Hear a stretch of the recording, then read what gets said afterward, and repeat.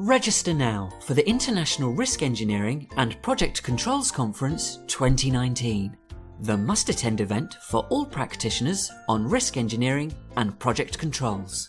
Come and learn from our incredible lineup of world-renowned experts. Melissa Jovic, Associate Director, Corridor Development at Transport for New South Wales, will be speaking about risk appetite and recognition in early stages of transport investments. And the key takeaways from her session will help you to answer: is the transport investment less about consideration of transport projects in isolation, or looking to the wider economic benefit? What is the optimal transport outcome? How do we balance the risks across different sectors? How do we coordinate projects across jurisdictions that coincide in time and space? www.risk-pcc19.com.au